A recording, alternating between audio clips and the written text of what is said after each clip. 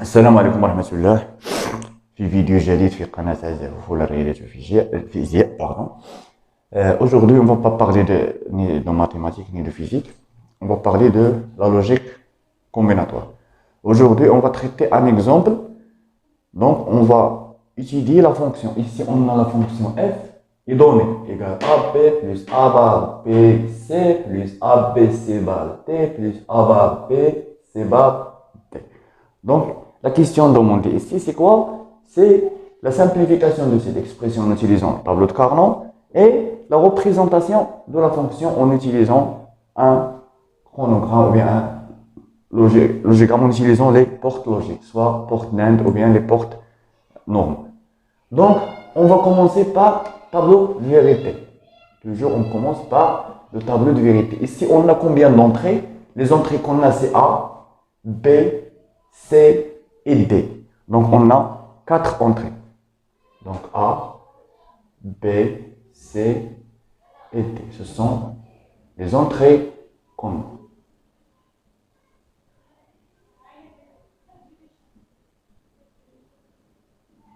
Les entrées qu'on a. Donc, lorsqu'on a 4 entrées, je dois trouver 16 combinaisons. 16 combinaisons dans le schéma, ou bien dans le tableau de vérité, dans les entrées. Dans la première combinaison, c'est quoi? C'est 0, 0, 0, 0. Deuxième combinaison, c'est quoi? 0, 0, 0, 1. Troisième, c'est 0, 0, 1, 0. 0, 0, 1, 1. Ce sont les nombres dans le système binaire avec classement. C'est que comme on écrit 1, 2, 3, 4, 5 dans le système de numération décimale, et si le système de numération utilisé, c'est le système binaire. Donc on va écrire les nombres ou bien les chiffres dans le système binaire avec classement. 0, c'est 0, 0, 0. 1, c'est 0, 0, 1. 10, ou bien 2, pardon, c'est 0, 0, 10. 3, c'est 0, 11, etc. Après 11, on a 0, 100, 0, 101, 0, 1, 1, 10, 0, 1, 1, 1. Après 1, 0, 0, 0. Après 1, 0, 0, 1. Après 1, 0, 1, 0. Après 1, 0, 1, 1. Après 1, 1, 0, 0. Après 1, 1, 0, 1.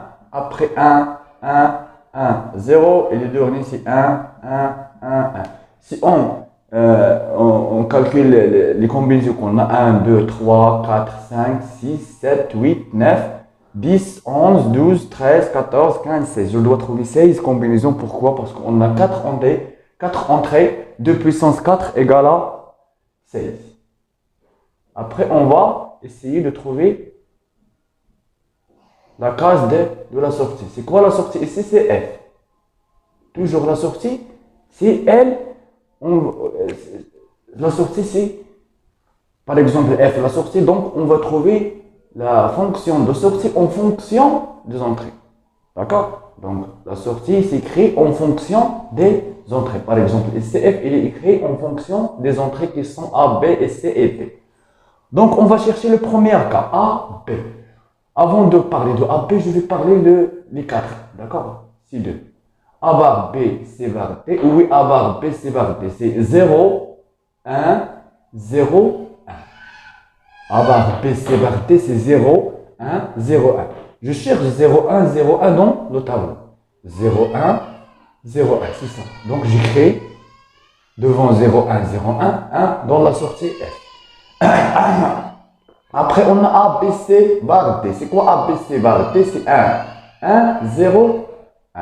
Je cherche dans le tableau de vérité 1, 1, 0, 1. 1, 1, 0, 1. 1, 1, 0, 1. J'écris devant 1, 1, 0, 1.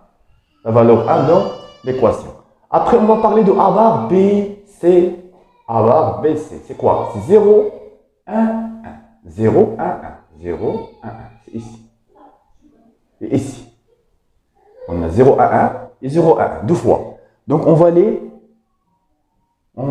prendre les deux. Les deux cas de 0, 1, 1. Par exemple, ici, on n'a pas d'entrée D. Donc, l'entrée D n'est pas, par exemple, on dit que n'est pas influençant sur F dans ce cas. Donc, soit D égale à 0, soit D égale à 1. Donc, les deux cas, on va les prendre les deux. A égale à 1, ici égale à 1. Deuxième cas, le dernier cas, c'est AB. C'est quoi AB? C'est 1 dans A et B. 1 ici, ici, ici, ici. Donc, on va prendre les 4 cas de AB égale à 1. Parce que C et D sont non influençants sur la fonction F. Donc, on va prendre ici 1 et 1. Donc, et on écrit les autres, ce sont des zéros. Donc, on va trouver la fonction ou bien l'expression de F. Pour simplifier cette expression de F, on peut utiliser le tableau de Carnot. Ici, le tableau de Carnot, on va utiliser un tableau de Carnot de 4 cases. Pourquoi de 4 cases? Parce qu'on a 4 entrées. Les 4 entrées qu'on a, c'est quoi? C'est A, B, et C et D. A, B, 0, 0, 0, 1, 1, 1 et 1, 0. Ce sont les valeurs de A, B. Les valeurs de C, D, c'est 0, 0, 0, 1, 1, 1 et 1, 0.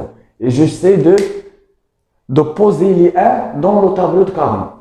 Première 1, c'est quoi? C'est 0, 1, 0, 1. 0, 1, 0, 1, ici. Deuxième 1, deuxième valeur de 1, c'est 0, 1, 1, 0. 0, 1, 1, 0, c'est ici. Troisième valeur de 1, c'est 0, 1, 1, 1. 0, 1, 1, 1. Valeur suivante de 1, c'est ici.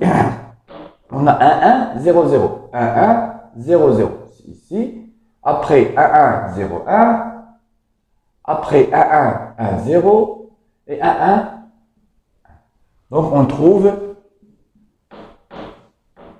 dans ce forme-là.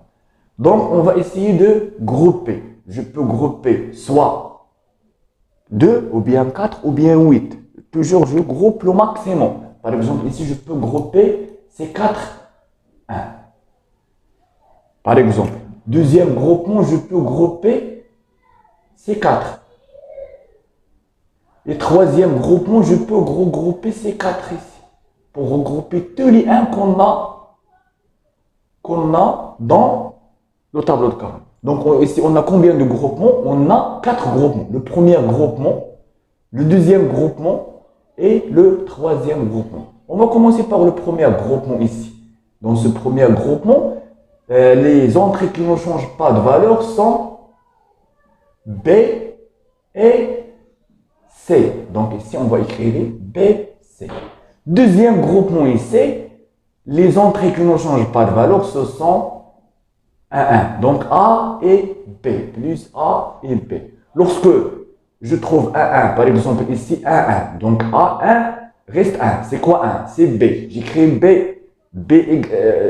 directement. Par exemple, si on trouve 0, 0 qui ne change pas, ou je trouve la valeur de A et j'écris A bar. D'accord? On va prendre un exemple pour bien comprendre. Ici, par exemple, le dernier groupement, c'est quoi?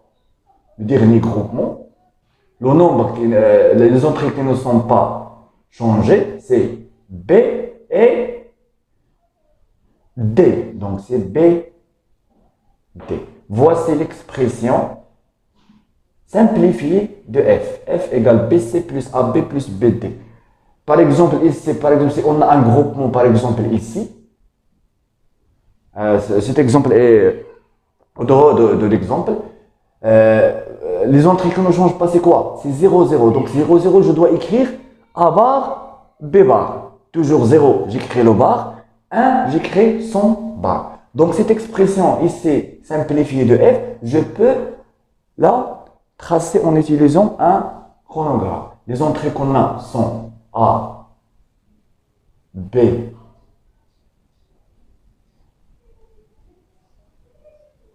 les entrées qu'on a, c'est A, B, C et D. Donc, première, ici, on a B fois C. Donc, un porte E. Un porte E entre B et C. B et C.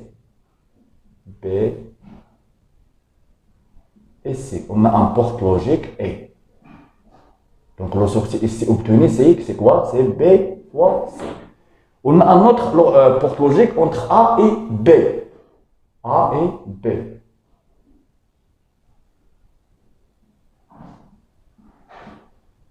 Ici, la valeur que je trouvais, c'est A fois B. On a un autre porte logique, c'est B, entre B et D. Entre B, c'est B ici. Je peux prendre B ici. D. Un autre porte logique. Ici, on va trouver B, BD. Je peux rassembler deux ces sorties A dans une porte logique ou pour trouver, ici, on va trouver BC plus AB plus BD. Mais ce porte logique, il est à 3 entrées. La question posée peut se poser par exemple en utilisant des portes logiques à 2 entrées seulement. D'accord? Je peux remplacer par ce porte logique à 3 entrées par 2 portes logiques. Par exemple, ici on va trouver BC plus AB plus BD. Donc ici, cette porte logique, elle est à 3 entrées. Je peux utiliser une autre porte logique, à deux portes logiques en remplaçant cette porte logique par 2 portes logiques. Donc ici, on va par exemple trouver BC avec AB. Et on trouve la sortie, c'est quoi? C'est BC plus AB. Et la sortie de cette porte logique, on va l'entrer dans le deuxième porte logique ou avec BD. Et je trouve la fonction f dans la sortie. C'est la fonction f ici. Donc, c'est la question demandée. En utilisant seulement des portes logiques à 2 entrées, je peux remplacer cette porte logique à 3 entrées par 2 portes logiques à 2 entrées. Donc, ici, on va trouver 2 portes logiques, 2 entrées BC et AB. On trouve BC plus AB. Et l'autre porte logique, on va première entrée, c'est la sortie de la première porte logique. Et le deuxième entrée, c'est la troisième entrée qu'on a, c'est BD afin de trouver la fonction de f. Ça pour étudier un problème de logique combinatoire. On va parler d'une autre chose dans des séances vidéo prochaines, Inch'Allah. Merci de votre attention et à la prochaine vidéo, Inch'Allah.